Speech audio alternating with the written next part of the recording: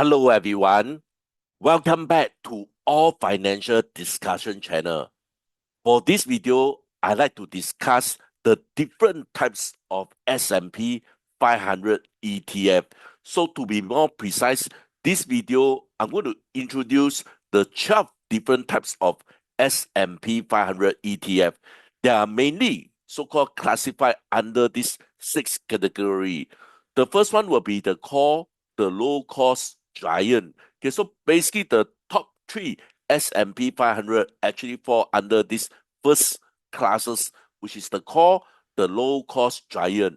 Next will be the ESG. Okay, so basically these are the environment, social governance. So basically they has a high weightage on this so-called social responsibility. For example, under this S&P 500, we have company that deal with fossil fuel. We also have company that deal with firearm, etc. So basically under this group, they will actually remove all those company that is involved in those activities. Next will be under the equal weight. Okay, so what does this mean? You probably know that under this S&P 500, we have this top 7 magnificent so-called companies. Okay, so basically they are the biggest. So basically under this group, equal weight, they give equal so-called weight for each company. So they won't just concentrate on the top 7 biggest company under this S&P 500 ETF. Next will be the high dividend yield. Okay, so basically for this group, they mainly concentrate on the dividend. So basically, if you look for dividends, okay, so basically under these types of S&P 500 ETF, they basically just go towards the high dividends. Next will be on the leverage and inverse.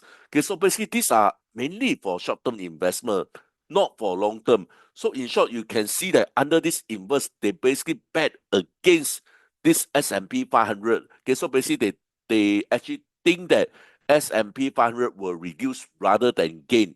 Last but not least, under the low volatility. Okay, so basically under this low volatility means that the share will be more or less very stable. So basically all this will be the objective of this video. Guys, before I continue, I'd like to urge you guys to help me by like this video. Just give me a few seconds. Press the like button now. For those who are new to this channel, and if you want to encourage me, please consider to subscribe and turn on your notification bell. Once again, thank you so much for strong support. Let's come to this quick disclaimer. This is not a financial advice.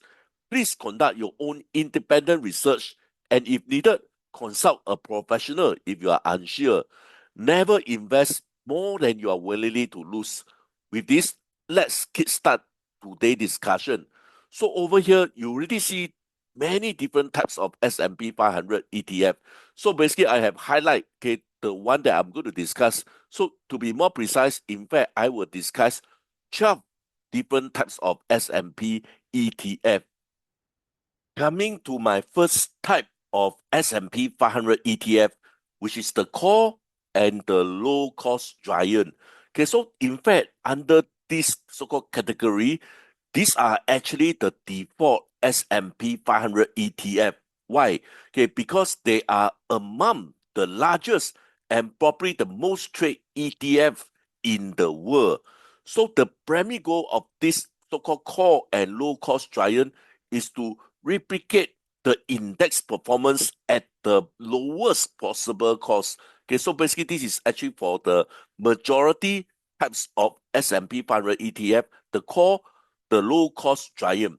Coming to the key characteristics, they have very low expenditure ratio, okay, which means that they only has a little commission. They also have this high liquidity. Okay, so basically in short, they have this tight bid-ask spread because they are the most traded ETF, and they also have the massive asset under this management. The primary use, okay, so basically the fundamental building block, okay, is for long-term portfolio. For example, okay, if you plan for some retirement account, you can consider to invest under this core low-cost giant S&P 500 ETF. Some of the example, for example, this SPY by State Street. Okay, so this is the first so-called the ETF under this S&P 500. So it is actually originally launched in 1993. And in fact, this S&P 500 ETF probably has the highest volume, but they actually has a so-called higher expense ratio, 0.0945%. Okay, so basically they are actually higher than their newer competitor. Okay, so basically this is for BlackRock. Okay, this IVV. Okay, so basically this is actually the SPY main competitor. So this is the largest. IVV is their main competitor. Okay, why? They actually has a lower expense ratio. Okay, so 0.03%. And they also have extreme high liquidity. The next one will be Vanguard VOO. Okay, so this is known for the lowest expense ratio. Okay, so in fact, it's almost the same with IVV, but they have slightly so-called lower expense ratio as compared to IVV. So basically, it's a favorite for buy and hold for those strong supporter of Vanguard. The second types of S&P 500 ETF, which is the ESG, environment, social, and governance. So basically, they want to invest into the S&P 500 ETF with some social responsibility. Okay, so basically, under this category, they actually track the S&P, but they actually apply certain filter to exclude companies that is actually involved in industry like tobacco, firearms, fossil fuels, or those with poor environment, social, and governance score.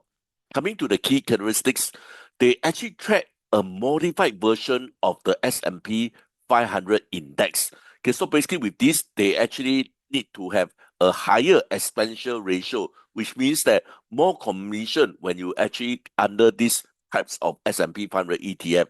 That's as compared to the core ETF. Okay, so basically this is because of the additional screening. So coming to the primary use, okay, so these are for investor. Again, they also want to have the broad US market exposure, but they also want to align their investment with their personal values. Coming to the example, okay, so we have this ESGU, okay, from BlackRock. They basically exclude certain controversial industry and the weight holding based on their ESG scores. Another one is EFIV, okay, by State Street. Okay, so basically they use this S&P DJI, okay, so basically Dow Jones Index specific ESG criteria to select and weight consistency from the S&P 500. Equal weight S&P 500 ETF.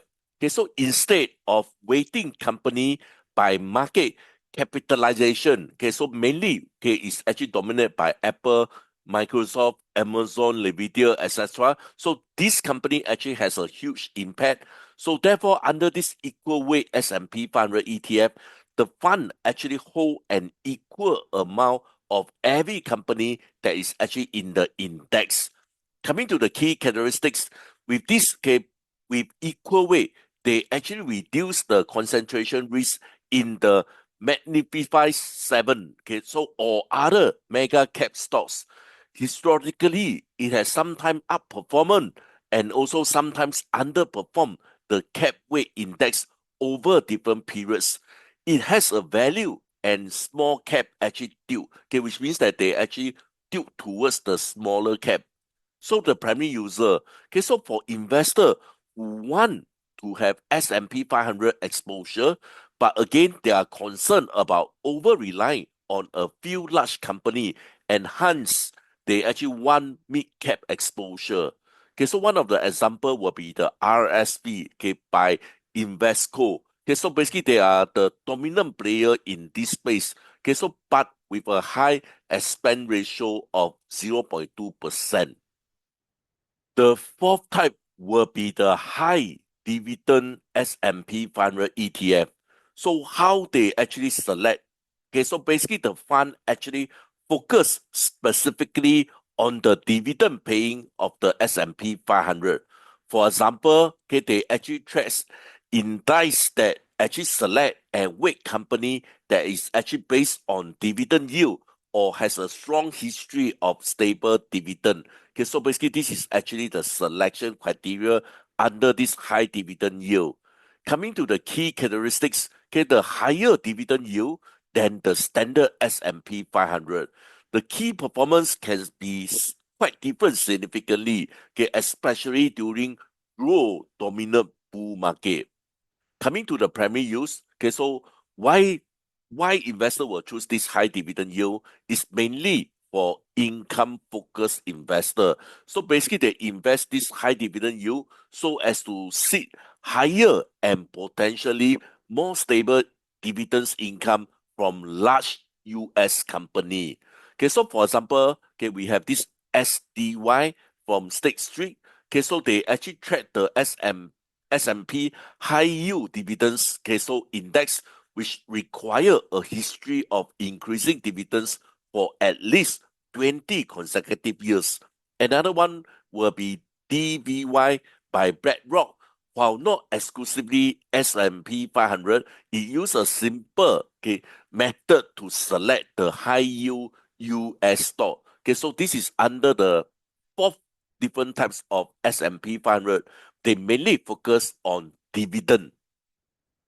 Coming to my fifth types of S&P 500 ETF. Okay, before I continue, please take note that this is actually for advanced investor. Okay, so I must warn you this. Okay, so under the fifth types of S&P 500 ETF is on the leverage and inverse S&P 500 ETF. Okay, so these are sophisticated and these are also high-risk product that is actually mainly designed for short-term, definitely not for long-term investing. Okay, so under this leverage ETF, they actually use derivative to magnify the daily return of the S&P 500. Under this inverse ETF, they again use derivative to profit from a decline in the S&P 500, which means that they bet the opposite direction, okay, on the S&P 500 in order to profit. Coming to the key characteristics, okay, they charge high fee. Okay, so basically with high fee means high commission. Okay, they are also extreme volatility, okay, which means that there will be a lot up and down, and also path dependency. Okay, so their long-term performance can deviate dramatically from the underlying index performance due to daily reset. Okay, so basically this is for daily reset. So therefore, this is mainly for short-term and for advanced investor. Coming to the primary use, okay, basically these are all short-term bets. Okay, so basically based on hedging and some tactical trading by sophisticated investor for advanced investor.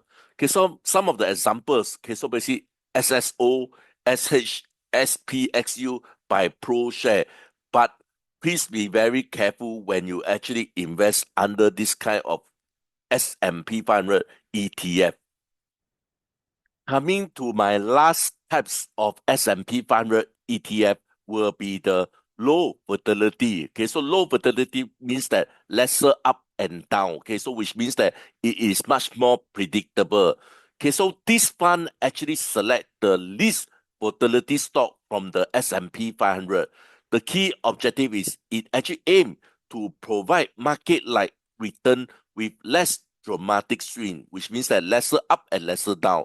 Coming to the key characteristics, they actually tends to hold more stable sectors, for example, like utilities and consumer staples. Okay, so this may underperform in strong bull market, but they can actually provide some better protection when it is actually under the downside. Coming to the primary use, okay, so basically these are for risk-averse investor, okay, those that cannot take a lot of risk. They also want to have equality exposure, okay, based on this S&P 500, but they are actually very sensitive to market volatility. Okay, so one of the good example will be SPLV by Invesco. So basically, they actually hold the 100 least volatility stock from the S&P 500. This table shows a summary of today's discussion. Okay, so on your left, these are the 6 different categories of S&P 500 ETF from the core, low cost, all the way to the low volatility, which we have discussed earlier on. So these are the key objectives for the different types of S&P 500 ETF. And these are some of the example, okay, of the key ETF. And what they are actually best for is actually under this column. So basically, you can refer to this chart for a quick understanding of the different types of S&P.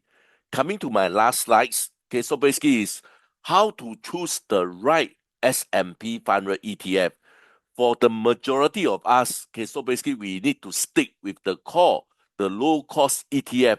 For example, the IVV or VOO. Okay, so basically they have a so-called lesser commission. So basically this is my suggestion. They are the most efficient and effective way to capture the return of the US large cap market. So for example, if you have a very specific strategize, if you have a very strong view, if for example, I want to de-risk my portfolio or I want more value exposure, then in fact you can consider the specialized ETF like RSP or SPLV. So next, this is the most important. Never hold leverage or invest ETF for long term. Keep this in mind. This is only for short term. Never hold all this for long term investment. Okay, so this cannot be overstated. These are dangerous tools for the average investor. So make sure you understand all this before you start to invest into S&P 500 ETF. With this, I'd like to end my discussion. Please help me to like this video and subscribe to this channel. Once again, thank you so much for strong support. I hope to see you guys soon. Bye for now. Thank you so much.